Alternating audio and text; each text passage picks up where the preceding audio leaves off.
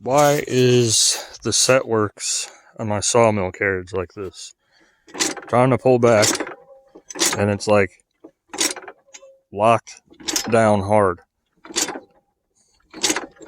When I first got the sawmill stuff over here, it would move, but it took a lot of effort to get it to recede. Now, pulling forward, like you're advancing the log towards the blade, is super easy. But trying to go back just doesn't want to happen.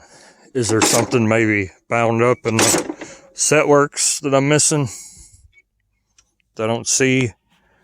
There's these,